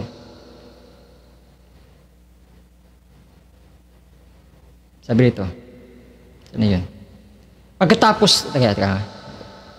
Lapit na. Yan. Pag nakita lahat ng mga bagay nito, no? Itaas nyo ang inyong noo dahil malapit na ang pagtubos. Ang pagtubos na itutukoy dito, pag nakita ng mga bagay na nagaganap ng hindi pangkaraniwan, malapit na ang pag-agaw. Pagtubos means yung pagdagit sa nobya. Sabi rito ng propeta, i-pattern natin sa quote, 1960, ang kapanahunan ng Iglesia Philadelphia, sabi rito, at pagkatapos ang nobya ay aagawin na. Pag nakita yung mga bagay na yan, ang nobya ay aagawin na. No? At lumisan na. Kunyari, lumisan na siya. Ano susunod? Sabi rito, at babalik muli ang kabigatian. May sinabi kasi itong babalik eh. Ang salitang babalik, may naunang kabigatian. Hindi dalawang kabigatian, isa lang yan. Babalik, ibig sabihin, karugtong lang yan. Parang type-insyado nga yan sa Bagyo. Nakala mo malakas ng hangin, yun na, pero may susunod pala mas malaki. No? Type-insyado lang yan. Eh, itong Biblia rin sa Mateo 24:24 eh. Nagsasabi may pasimulan ng kahirapan eh. At sa baba ng verse may nagsasabi matinding kahirapan eh. No? May panimulan ng kahirapan, may matinding kahirapan. Sabi dito, pagkatapos ang nobya agawin na at ito'y lumisan na at babalik muli ang kabigatian. Bueno, malaking kabigatian na ang mangyayari mismo sa harap ng buong mundo. Ayun ang sinasabi rito sa Mateo 24:21. Sapagkat kung magkagayon, magkaroon ng malaking kabigatian at gayon hindi na mangyayari buhat ng pasimula, sapagkat hanggang ngayon ay hindi na mangyayari kailanman. Ngayon, paano nila pasisimulan yan? Balik tayo dun sa ating pinag-uusapan. Bago pumasok sa mga ganyan. No? Kunti na lang, malapit na matapos. Sabi rito, hanapin natin kung ano kinalaman ng chip. May sinabi ba ang propeta na ang bakulaw ay bahagi ng marka ng hayop? Basa. Sabi kanina, binabasa natin, lahat ng bagay, sabi ito, datapwat ang magsimula mangyari ito, lahat ng mga bagay na ito, itaas ng iyong ulo, sapagkat malapit na pagtubos sa inyo. Sa Mateo 24:8, idugtong natin, datapwat ang lahat ng mga bagay nito, isa ang pasimula ng kahirapan. No? Iyan ang panimula ng kahirapan. Ngayon, ipasok natin ay 1963, ang unang tatak, sabi rito ng propeta sa 382, alam nyo, ito'y sinabi na ng maraming beses, ibibigay ang salapi sa kanyang babaguhin ang mundo. Ayun sinabi kanina ni Mrs. sa testimony niya. Binayaran ng Roma ang buong mundo, ang mga sistema na yun, para mapaitupad ang iba-ibang mga bagay, kagaya kasama na niyang di ba, sinabi, papalubugin din raw yung California. No? Na kung saan men, ano pala to, mga men, ang tawag doon? Men, anong tawag niya sa English? Men, mga gawa ng tao, sila nagpapatupad para gawin yun. No? At lahat ng mga bagay, kahit Lindol, nagagawa ng tao, kasi sila nagkokontrol, mga bagyo, mga ano, pati California, papalubugin na nila this year, tapos nahula ng propeta yun, na kung saan lulubog ang California before pag-agaw. Eh, tama pala, ang sabi ng pinagtitibay pala ang quits, na nagsimula ang pandemya 2020, ay sa kaligitnaan ito, nagpapatuloy pa yung mga secret agenda nila, tapos malapit na nilang palubugan ng California. Tapos tamang sinabi ng propeta, binasa natin kanina, at pagtapos kinuha ang nobya, inagaw na pataas at babalik muli ang kabigatian, bueno, malaking kabigatian na. Ibig sabihin, bago pala agawin yun, wala na. Kunyari, kasi nasa panahon na tayo, aalis na lang ang nobya. Alam niyo ba, naghahantay na lang tayo ng pag-agaw? Nasa panahon na tayo ng paghahantay ng pag-agaw. Kasi papasok na sila eh. Hindi pwedeng abutin ng nobya ang Great Tribulation. Kasi ayun ang pangako, ayun ang sinabi ng propeta eh. aagawin muna ang nobya bago pumasok ang matinding kabigatian. Hindi pwedeng makapasok ang nobya sa matinding kabigatian kasi bayad na sila sa dugo ng Diyos sa Kalbari. Ang makakapasok doon mga foolish virgin na hindi lubos na niwala sa salita ng Diyos. Sila magbabayad ng sarili ng dugo para na sila maligtas. No? At sabi nito, alam nyo ba na sinabi, ayun na, tapos na yun, no? Ibibigay ang salapi sa buong mundo. No? At idugtong natin dito sa 1963 ang unang tatak. Sabi rito, ngayon kapag kontrolado na niya ang salapi, kung gayoy kaniyang sisirain kasunduan sa mga Hudyo tulad ng sinabi na ni Daniel sa kanyang gagawin sa kalagitnaan ng huling kalahati at 70 linggo ni Daniel, at pagkatapos kapatid, anong gagawin niya? Mapapasakan niya ang lahat ng kalakal ng mundo at komersyo, isang pakikipagkasundo sa mundo. Di ba ganyan ginagawa nila ngayon, nakipagkasundo sa mundo? Kagaya ng testimony kanina, kung napakinggan niyo yun, sa mga nagaganap sa realidad ng panahon, pagka kaniyang hawakan ang kayamanan sa mundo. Bulag na lang kayo kung hindi nyo naintindihan yan. Combination na yan. Realidad tsaka spiritual na mga hula. 1963, ang unang tatak. Sabi ito, nagawa na niya iyan. O ngayon, nagawa na niya iyan. Siya tapos na. Iyan ng lahat, tatapusin niya sa pamamagitan ng salapi. O yan, ginagawa niya ngayon sa pamamagitan ng salapi. Masamang pita ayon sa eksakto, mahal nila ang salapi na higit kaysa sa Diyos. Lahat ng kanilang iniisip ayon sa ganoong karaming salapi, mayroon siya. Kagaya ni Judas sa panahon noon, pinagkanulo si Jesus sa pamamagitan ng salapi. Ngayon naman, inuusig tayo sa pamamagitan ng ganyang kagapitan para dahil din sa pagbebenta nila at pagtanggap nila sa salapi para matamaan din tayo mga Kristiyano sa panggigipit. Buti na lang, hindi matalino ang dyablo, mayroong pag-agaw sa nobya. Bago mangyari iyon, aagawin muna ang nobya at ang makakadanas ng pagtutugis, papugutan sila ng ulo dahil tinanggihan na lang salita, maliligtas lang sila sa sariling dugo. Ayun ang mahahanting nila, yung mga foolish virgin. At ang mga birhen ay kinuha pataas, no? Kinuha sila ng buhay, like Enoch. Sabi ito, nagawa niya iyan. Tapos na, sabi na ito, 1957, tinupad ng Diyos ang kanyang salita. Subalit ang espiritu ng panahong ito, nakikita nyo ba? O, kanina, tinestimony na, di ba? O, ako naman magtatanong sa inyo, ibabalik ko yung sinabi ng propeta. Subalit ang espiritu ng panahong ito ay nakikita nyo ba? Pagkiisipan nyo mabuti, nakikita nyo ba ang mga nangyayari? Di ba, tinestimony na kanina? Pati sa realidad. Nakikita nyo ba ang nangyayari bago itong matinding pagpuksa? O, di ba? Mayroong matinding pagpuksa ba nangyayari? Bago itong matinding pagpuksa na parating na maghahatid sa tatak ng hayop, natutupad sa mga kasulatan sa pamamagitan ng pamimilit nila sa mga tao, ano ba nangyari sa inyo nun? Kayo na sumagot. Oh, pagtapos nila makamkam ang mga kapangyarihan gaya ng ginawa nila ng ibang bansa, pinipilit ang mga tao sa mga bagay na hindi naman dapat tanggapin, na nagdudulot tuloy ng paglaganap ng pag-uusig at pagboboykot. Kayo na sumagot yan. Alam nyo na yan. Ngayon sa pamamagitan ng paraan, anong paraan nila para magawa nilang batas na yon? Yung pag-uusig na yan, 1957, ang ikalawang pagparito ng Panginoon title. Sabi rito ng propeta, wala nang natitira pang pag-asa para sa simbahan sa labas ng ikalawang pagpaparito ng Panginoon. Ang mundo ay sa kanyang mabangis na pandemoniak na kondisyon ay ganap na walang kontrol. Ulitin ko pandemoniak na kondisyon na ganap na walang kontrol. Ano nangyari nakaraan? 2020. Pandemoniak. Aywan ko lang sa inyo kung gawin yung pandesal kasi mahilig kayo sa mamon mahilig kayo sa lugaw para kayong tawag doon si Isaw. Pandemoniak. Bahala na kayo kung maintindihan nyo o hindi. No? Ang mundo ay sa kanyang mabagis na pandemoniak na kondisyon ay ganap na wala ng kontrol. No? At ganun nangyari noon. No, sa panahon na yon, kasi nang gamadali ako, diretso natin dito. 1954, binigyan ng paraan ng papagaling ang Diyos sa page 44, kung saan binuhos ang anghel ang kanyang galit at ang mga sakit ay laganap kahit sa mga tao, ang kanilang mga laman ay nabubulok kung saan sila ay nakatindig. Di ba? May binanggit kanina ng testimony, mayroong mga epekto ng bakulaw na kung saan, kung ano-anong epekto. Tapos yung iba ay nag-iiba yung aura, yung iba naman nagkakasugat, yung iba nagkakagalis, yung iba naman ay nasisira ang katawan, yung iba naman ay hindi nakakaya, dumudugo yung ilong, iba naman iniatake sa puso, iba naman iba-ibang mga side effect. Iba naman tumataba, na hangin, manas, no? Kaya yung sinabi rito, pag pinatagal pa ang panahon, walang lamang maliligtas. No? Sabi ng propeta rito, 1963, ang unang tatak. Sabi rito, ang sinabi doon, walang lamang maliligtas, hindi kaluluwa. Ibig sabihin, laman ang usapin dito. Kaya ibig sabihin, sa panahon natin ngayon, may sinisirang laman. No? Kaya ingat sa mga desisyon. Dapat magkaroon tayo ng panalang makadiyos.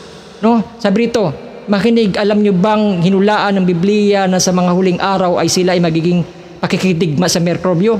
Ang mga sakit ang iisasabog sa mga tao na mahuhulog sa lahat ng mga walang bautismo ng banal na espiritu. Ba't nahulog sa inyo? Ngayon, kung may banal na espiritu kayo, di mag-repent. No? Ngayon, anghel, kung sino ang namamahala ng salot ito, ibig sabihin, tama talaga binanggit ni Mrs. kanina sa testimony niyang realidad. May namamahala ng salot na iyan. Binigyan nga ng utos na huwag hawakan sino man, kanino man na may marka. May marka ng Diyos, huwag hawakan. Binigyan utos, huwag niyong gagalawin ng mga anak ng Diyos. Parang ganun ba? Bakit gaano karami uri ng mga guro ng kailangan nating maging mga kapatid upang makuha ang iglesia, upang maging nasa kondisyong iyon ng immune? Masakit ang aking braso. Ngayon, mula na kung saan itinurok ng doktor ang karayom upang subukan akong i-insulate. Ako mula sa yellow fever at iba pa. Sinabi ko sa kanila, hindi ko kailangan ito. Sabi ng mga pastor, kailangan ko ito. Baligtad. No? Ngunit hindi sila nakinig sa akin. Nakinig ba kayo mga pastor? Ngunit sasabihin ko sa inyo kung ano ang gagawin ng Diyos. Ang Diyos ay makukuha ng isang serum na ito ay tinawag na Holy Ghost o banal na espiritu. Pero hindi yun ang tinayuan nila. Nakakalungkot lang. 1963, ang unang tatak. No? Makukuha nila ang lahat ng mga matatalino. Bakit? Ayon ang pasiyan ni Satanas. Ayon sa tusong mandaraya. Biro mo, imbis ang mga bobo ang makuha ni Satanas, ang karamihan pang mga matatalino, mga pinag-aralan at mga elder, mga pastor at mga matatalino, mga pastor, mga doktor, mga matatalino, mga abogado, etc., mga teacher, sumang-ayon sa markang yun. Matatalinong nakuha, yung mga bobo may tamang pagpapasiya o yung mga kulang sa tingin nila sa mundong kaalaman nito, pero binigyan ng karunungan ng Panginoon sa tamang panala na makadiyos. Kasi ibang karunungan ng tao, ibang karunungan ng Diyos. No? 1962, ang pagpawakas ng panahon ebanghelyo, ang title, napagtanto ko na may isang bagay na nakatakdang mangyari. Ito na. Anong nakatakdang mangyari? Nakahula ba yung tinestimony ni Mrs. kanina na real dead na kaganapan? No? Anong nakatakdang mangyari? Nahulaan ba ng propeta na sinasabi ng mga elder, hindi yan totoo, wala akong nababasa ng ganyang quote ng propeta. Hindi pinakita sa inyo kasi carnal kayo. No? Kinokontrol niyo ang salita. Napagtanto ko na may isang bagay na nakatakdang mangyari kapag nakita mo ang isa na may chip sa kanyang balikat. Sabi pa ng pastor, chip naman yan, di naman yan bakulaw eh. Tinawag ka ng chip ng propeta kasi mayroong nanoparticle. Yung binanggit kanina sa testimony, ano ang mga laman ng bakulaw na yon? Iba-iba mga bagay para sirain ang tao. Pag pinatagal pang panahon ito, walang lamang maliligtas. No? Tapos na, binanggit na kanina yon. I-apply nyo na lang yung mga testimony kanina sa realidad dito sa mga binabasa ko ngayon para mas makita nyo na maigi. No? Napagtanto ko na may isang bagay na nakatakdang mangyari. Pag nakita mo ang isang may chip sa kanyang balikat, nakatakdang mangyari. Ngayon, sinabi ba yan ng propeta? Winarning ba niya yan? 1962. Komunyon ang title. 105. At ang yung problema ngayon sa mga tao, yan ang problema sa iglesia. Napakarami nating pangsanggol na itinuturok na telehulia na gawa ng tao. Yan, gawa ng tao. Bakulaw. Hanggang sa tadtarin tayo nito. Di ba? Meron silang first dose, second dose, third dose, etc. Ang kailangan natin ngayon ay bakuna ng Diyos sa pamamagitan ng salita ng Panginoong Diyos. No? Shortcut tayo rito. Sabi rito, 1963, ang panahon ng paglalakip ng tanda at maaari ngang lubos kang makalakip sa Diyos sa kanyang salita na ang mangyayari ngay mga bagay na ito ay magiging realidad. Realidad na nangyayari. Ang preaching ngayon natin ay realidad to. Hindi to basta-basta preaching lang. Talaga nagaganap sa ating panahon. At nakikita mo talaga ito na malalaman mong totoong-totoo talaga. Kita nyo ang tanda ng panahon. Ngayon, pasok tayo sa Ecclesiastes 9:12. Sapagkat hindi rin naman nalaman ng mga tao ang kanyang kapanuhunan. Yun lang problema. Kung paano ang isda na uhuhuli sa masamang lambat at kung paano ang mga ibon ay nahuhuli sa bitag ng gayon mga anak ng mga tao na nasisilo sa masamang kapanahunan pagka biglang nahuhulog sa kanila. 1956 ang iglesia at kalagayan nito. Iyan ay dahil sa hindi sinabi ng pastor mo ang katotohanan. Kayo nang sumagot. Kung mayroon na dito ng mga membro ng kanilang pastor na ayon sa Baculaw, sinabi nyo ba? Sinabi ba ng pastor sa inyo? Oo. Unawain nyo na lang kasi baka hindi rin nila unawa. Pero mayroong isang pastor na pinatay na ng Panginoon, patay na siya ngayon, na elder pa, dahil kinontra niya, nakarating sa kanya. Buti na lang yung mga pastor na walang alam, okay lang yun. Kaya ko lang naman nagsabi na okay lang kayo magbabakulaw kasi hindi ko naman intindihan yan eh. Sorry lang. Ngayon ko lang nalaman na may kinalaman pala yan eh. Pero may elder noon sa Manila, taga-Taytay, at nabalitaan niya, nag-warning ang ministering ito tungkol sa Baculaw, inawat niya. Siraduhan niya sa mga simbahan, huwag tanggapin sa mga simbahan at warningan niya at mga membro niyo, mga sabihan niyo, huwag manonood sa mga live niya na nagsasabi ang Baculaw ay may kinalaman sa marka ng hayop. Ano ginawa? Para hindi maharangan ang babala ng Diyos, kinuha ang elder na yun. Patay na siya ngayon. No? Hindi niyo pwedeng awatin ang Diyos arang-alang sa mas maraming mga anak na naghahantay na makarating ito. Kung isa-isa ka lang haharang, tabi-tabi. Dahil marami nangangailangan. No? Revelation 22:18. Sabi nito, aking sinasaksihan ang bawat taong nakikinig ng salita ng hula sa aklat nito, kung ang sino man magdagdag at magdaragdag siya ng salot sa nakasulat sa aklat na ito, at kung ang sino man magalis sa aklat na ito sa hula talaga ha, hula to eh, at ito'y aalisin ng Diyos sa kanyang bahagi at punong kahoy, at ang bayan ng banal nakasulat sa aklat na ito. Ang sumaksi sa mga bagay na ito, sinabi, oo Panginoon, madali kang pumarito, siya nawa. Pumarito ka Panginoon Jesus. Ang biyaya ng Panginoon Jesus ay mapapasa mga banal, siya nawa. No? Sabi rito sa Mateo 24:22, maliban paikliin ang mga araw at walang lamang maliligtas na dapat dahil sa mga hirang, paikliin ang mga araw na iyan. Pasok tayo rito ngayon, ang pagkamatay na walang hanggang pagkakiwalay sa Diyos. Ang huling tawag ay lumabas na. Ayan. Nandiyan na tayo sa portion na yan. Ang huling tawag ay lumabas na. Bakit? Aagawin na ang nobya bago pa siya makapasok diyan. Combination yan sa sinabi ng propeta kanina. Babalik muli ang kabigatian. Bueno, papasok na ang matinding kabigitaan, pero aagawin muna ang nobya sa gitna. Kaya natapos na ang panimulang kahirapan, papasok na ang Great Tribulation, nasa panahon po tayo ng pag-aalis na lang ng nobya. Kaya kung kayo napapansin sa mga gawain, puro ang mga preaching, puro reconciliation, puro pag-love, puro divine love, puro pakipag-ayos, puro tawag doon pag-iibigan, ang sigaw ng Panginoon na mag-ibigan na dahil malapit na yung pag-agaw. No? Kaya nananawagan ang Diyos na magbalik na at magsamba na at lagyan ng langis ng ilawan. Dahil darating na ang inyong tawag doon, ang kasintahan. No? Kaya sabi rito, saan yun? At ang huling tawag ay lumabas na upang agawin ang nobya bago pa siya makapasok diyan, sapagkat sa sandaling naroon na natanggap mo na ang marka sa Great Tribulation, yung sa kasukdulan na yung marka, no? Kasi may panahon pa ng tawag doon sa panahon natin, may panahon pa ng grace para magbalik loob ka sa Panginoon. Sasabihin ba ng propeta kanina, lumabas na kayo yan habang may panahon pang lumabas? Ibig sabihin, maaari kayo naturukan, huwag nyo i-condemn sarili nyo. Hindi ko nga kayo kinukondemn, kayo pa kaya? Wala akong pakialam kung naturukan kayo. Walang kasalanan na hindi pinapatawad ng Panginoon. Handa kayong patawarin ng Panginoon kung nagkamali kayo sa desisyon nyo. Humingi lang kayo ng tawad sa Panginoon. Pasok kayo sa rapture. Pasok kayo sa kaligtasan. Thus saith the Lord. Dahil ang hinihingi lang ng Panginoon sa huling pagkakataon, kaya nga may warning, para bago pumasok ang Great Tribulation o ang hatol ng Panginoon sa katapusan, ay hindi kayo makasama sa galit ng Diyos. No? Ang sumasaksi sa mga bagay nito, sabi niyan, saan yun?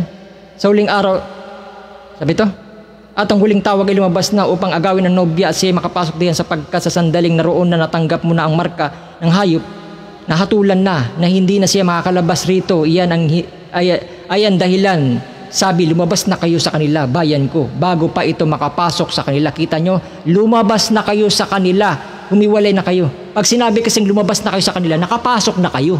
Binibigyan kayo pagkakataon na humiwalay. Dahil pag nakapasok kayo sa Great Tribulation, sukdulan ng marka ng hayop na yun, wala na rito ang nobya, hindi na kayo makakalabas. Kulong na kayo sa sistema na yun. Papatayin kayo pag hindi kayo nakipagsang-ayon sa sistema ng marka ng yup. Ephesians 5:27, upang ang iglesia ay maiharap sa kanilang sarili ay nawaluhati at walang dungis at kulubot anumang gayong bagay, kundi iyan ay narapat maging banal at walang kapintasan. Ayun kasi ang kukunin ng Panginoon sa pag-agaw. Walang kulubot, walang kulang, walang kapintasan. Kaya nililinis tayo ngayon, pinagsisisi tayo ng Panginoon, kaya nga may warning para magbalik loob sa Panginoon sa mga bagay ng pagkakamali natin ng desisyon. Tao lang tayo, nagkakamali tayo ng pagpapasaya. Kaya nga meron grace ang Panginoon na space para pagsisihan yun. Hindi nagbibiro ang Diyos. Sabi ng Biblia, at nakakatakot mahulog sa kamay ng Diyos na buhay. Romans 8:25, sino ang makapaghiwalay sa atin sa pag-ibig ni Kristo? Ang kapigatian, kahapisan, pag-uusig, kagutom, kahubaran, panganib, o tabak. Ephesians 6:14, kaya't manindigan kayo, gawin ninyong sinturon ng inyong baywang at katotohanan, habang suot sa dibdib bilang pananggalan ng katuwiran. Datapwat ang magtiis, Mateo 24:13, hanggang wakas siya ang maliligtas. Kasi pag hindi ka nagtiis, dito ang bagsak mo, dito ako magtatapos. No? Shortcut na ako rito. Dito ako magtatapos. Kasi pag hindi ka nagtiis, hindi ka nanandigan sa salita ng Panginoon, ito mangyayari. Sabi rito, sabi niya sa Ezekiel, sa panahon nag-agad. Ezekiel 7:12-13. Dumating na ang panahon, malapit na ang araw. Malapit na. Dumating na ang panahon at malapit na ang araw na yon, Great Tribulation. Magsisi ang mga namimili. Kung natutuwa ang mga nagbenta. Kaugnayan yan sa di ba? Revelation 13. No? Nakakabenta kayo, nakakabili kayo, magsisi raw kayo. Kaya kayo nakakabenta, kaya kayo nakabibili kasi tinanggap niyo ang marka, di ba? Yung iba hindi makakilos ng ganon kasi hindi sila sumang-ayon. Kaya nga iba mga estudyante nakapag-school pag meron prok. Yung ibang mga magulang hindi mapag-aral dahil wala silang requirements sa pamamagitan ng ganon. No? Yung iba hindi na makapag-taxi driver dahil walang ganon. Hanggang ngayon requirements pa rin naman yan eh. Hindi na ako makabalik sa pagdadrive dahil dyan eh. Dumating ang panahon, malapit ng araw, nagsisisi ang mga namimili at natutuwa ang mga nagbebenta. Ang puot ng Diyos ay nag-aalab sa kanila. Sila'y pare-parehong babagsak sa puot ng Diyos. Ang mga pinagbibili ay di na maisasauli sa nagbenta. Lagot kayo. Kahit gusto niyo sasauli ko na lang to. Sige na, magsisisi na ako. Mali pa lang desisyon ko, pinagkinumpromiso ko, hindi niyo na masasauli. Sorry na lang kayo. Nag-warning ng Panginoon, di kayo nakinig. Hindi na masasauli sa nagbenta kahit sila'y mabuhay, wala silang saulian dahil sa kaguluhan, magulo na yung panahon na yun. Sila'y pare-parehong babagsak ng puot ng Diyos at dahil sa kanilang kasamaan, walang matitirang buhay. Kita nyo? Great Revelation talaga yun. Ezekiel 7:19, kanilang ihagis ang kanilang pilak at salansangan at kanilang mga ginto at magiging parang mga maruming bagay. Ang kanilang mga pilak at mga kanilang mga ginto ay hindi na makapagliligtas sa kanila sa araw ng puot ng Panginoon. Hindi nila maaaliw ang kanilang mga kaluluwa o magbubusog man ng kanilang mga tiyan sapagkat maging katitisuran ng kanilang kasamaan. Nagko-connect nila ako ng verse para dire-diretso. Ang verse na mismo ang nangungusap. Kaya sabi rito sa Hebreo 3:19, kaya nakikita natin hindi sila nakapasok dahil sa kawalan nila ng pananampalataya. Yun ang dahilan kung bakit sila nakarating doon. Dahil yung nagbabala pa ang Panginoon, hindi sila nakikinig sa warning. Darating araw na yan. Why? Dahil sinabi rito sa Proverbs 1:24, sapagkat ako'y tumawag, kayo tumanggi, aking inunit ang aking kamay, walang nakinig, kundi ang inyong inuwi sa wala ang buo kong payo, at hindi niyo inibig ang aking saway. Ayan ang dahilan. Nagbabala ang Panginoon, walang nakinig. No? Dahil yon saan? Anong dahilan nila? No? Bakit ginagawa ng Panginoon paghihiganti sa mga bagay na yon? Dahil sa pagtanggi ng salita, ang kaaway ng Panginoon nga eh. Ang kaaway ng Panginoon tumatanggi, katampalasanan yun. No? Kaya nga sabi sa Mateo 7:21, hindi pinapapasok sa karya ng Diyos ang mga taong mga hindi tumupad sa kanyang kalooban. No? Magsilayo kayo mga manggagawa ng katampalasanan. Bakit? Paghihiganti ng Panginoon yun sa sinabi niya rito sa 2 Thessalonians 1:8 na naghihiganti na hindi na sipagkilala sa Diyos at sa kanilang hindi nagsisitalima sa ebanghelyo ng ating Panginoong Jesus. May panahon ng paghihiganti sa mga taong tumatanggi sa kanyang salita. No? Kung ikaw, tapos na tayo, close na tayo, no? Kung ikaw sa panahong ito, nasa panahong ka ng mali ng desisyon dahil hindi nakarating sa iyo ang warning before, huwag ka mag-alala. Ang Diyos ay pag-ibig. Ang Diyos ay dakilang pag-ibig. Kaya nga sabi ng propeta, lumabas na kayo habang may pagkakataon pang lumabas. No? Magsisi kayo. Magbalik loob kayo sa Diyos bago pa dumating ang araw na yon. Kasi kung hindi pa, nagsimula sana ang warning noong 2020, before nangyari ang pandemya, at simula noon hanggang ngayon, wala na sana. Tapos na sana ang biyaya. Eh bakit may nangangaral pa? Bakit pinanturutan pa hanggang ngayon nangangaral pa rin ang mga nangangaral niya? At madadalma naman namin yun na ang Diyos ay tumatawag pa. At mayroon nga nagsisipasok eh. Tatanggapin ba naman nagsisipasok mga bagong converted sa mga salita ng Panginoon sa mensahe kung wala pang hindi pa bukas ang biyaya? Although marami na matitigas ang puso, marami ng masama ng pakasama pa, pero mayroon pa dyan na pinakahuling binhi. Saka, sabi ng Biblia, darating ang wakas. No? Kaya nga ang tema na yun, ang ating temang pinag-uusapan ngayon, no? Ayon sa ating topic, nangyari na ang una, babala bago ang paglipol, pumasok ang pandemya at mga turok-turok. Pero hindi nakinig ang ibang mga pastor at mga elder. Winihirangan pa ako, pinagsasaran ako sa mga simbahan. Tapos sinaway siya ng Panginoon. Patay na siya ngayon, physically. Hindi ako natutuwa, pero nalungkot ako kahit ang Panginoon gusto niya kontrolin. Sabay, klaro naman 2019 pumasok ang ministering ito. Pagdating ng 2020, December 28 pumasok ang ministering ito. Pagdating ng 2020, nag-warning siya. After matapos ang part 7, pasok ang pandemya. Ibig sabihin, warning ministry talaga to. Ngayon, thus saith the Lord, pakinggan nyo ito. Binuksan niya uli ang topic na ito sa pagkakaibang tema naman. Ang una ay babala bago ang paglipol. Ito naman ang huling babala bago ang matinding paglipol. Amen. Thus saith the Lord. Ang salita niya ay never pang nabigo. Nauuna ang salita, sumusunod ang tanda. Amen. Sabi ng Biblia, pag isang bagay pag hindi nangyari, ang taong yung nagsasalita ng kahambugan. Pag ang isang propeta pa nagsalita ng ito yung nangyari, ito'y galing sa Diyos. At ayon sa testimony kanina ng pagpapatibay ni Mrs. tungkol sa mga kaganapan ng panong ito, sila na rin pala nagpaplano pabagsakin na ang California. Ngayong taon. April daw. No? Bantayan nyo yan. No? At lahat ng mga pinaplano nila talagang nangyayari Ibig sabihin, posibleng mangyayari yan. Ano sabi ng propeta pag lumubog ang California? Pag lumubog ang California, ano yan, buwan lang o ano? Days lang. Pag lumubog ang California, days na lang inihantay, magaganap ang pag-agaw. Ibig sabihin, hindi ko alam ang tamat oras, wala nakakalam, no?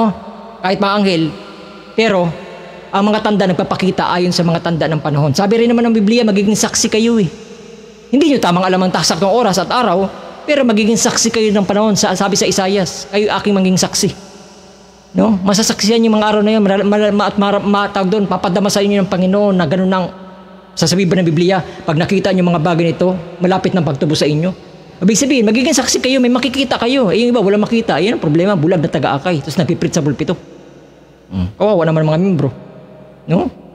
Kaya, pag nalubog pa lang California at natupad yun sa April o itong taon na to, sabi ng propeta, days lang, magaganap ang pag-agaw. Tama ang binasa natin kanina na sinabi ng quote ng propeta.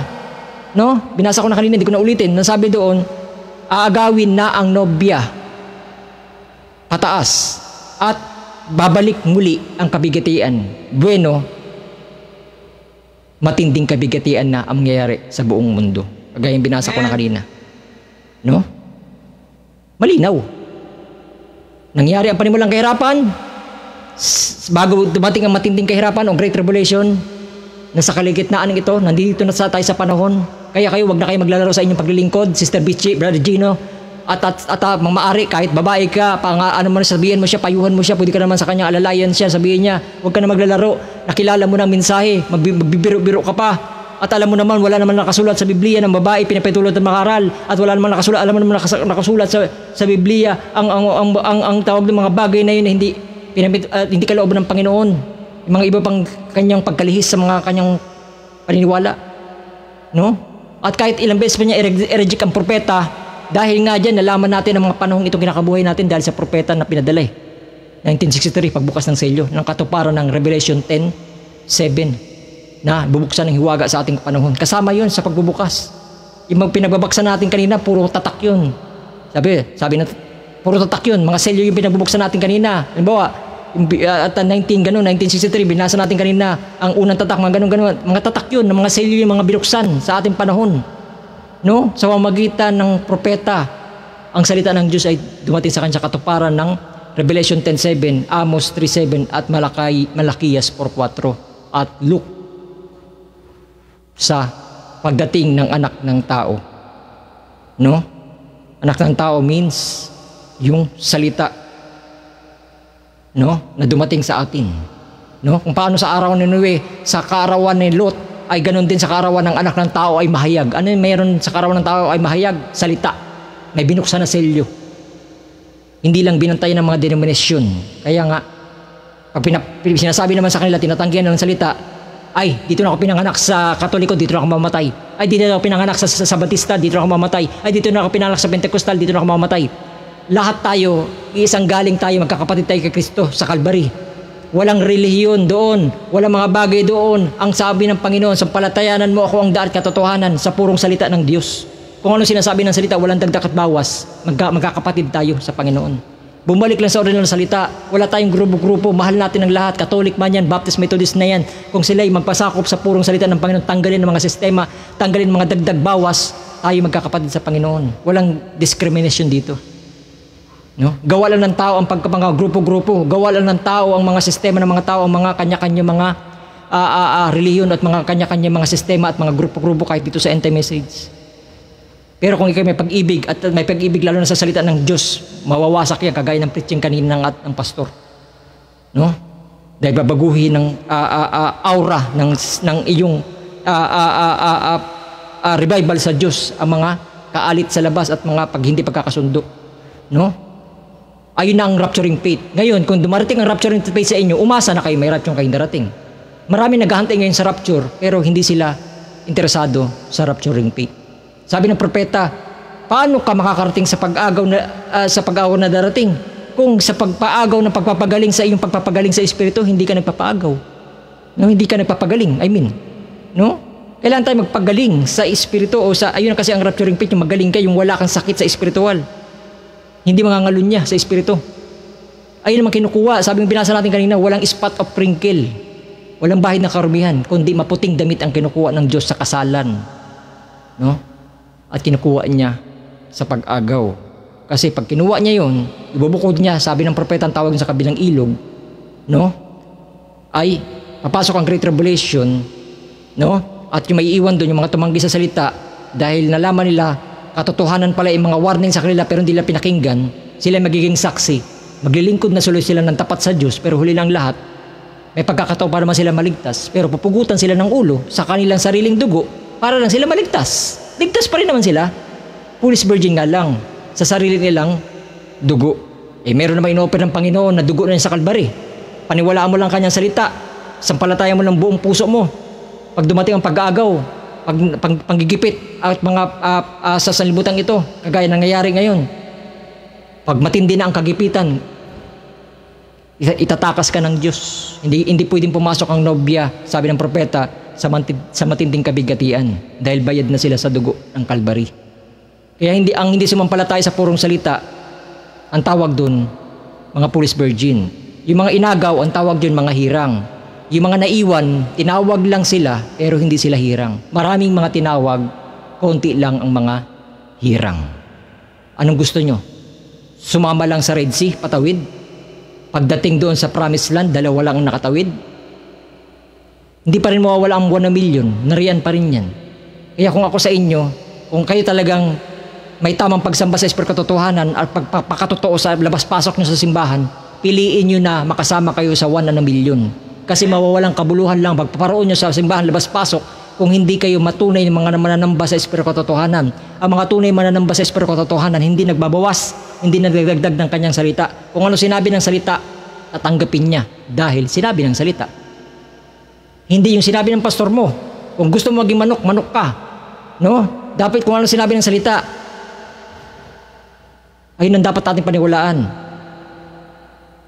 para maging agila ka. No? Kaya hanggang dito na lang, naway nakarating sa inyo ang babalang ito na magpapatibay sa literal kasabay ng espiritual. No? Na pinamagatang ang huling babala bago ang matinding paglipol na may subtitle ang espiritual na marka ng Diyos at ang marka ng hayop at ang literal na markahan.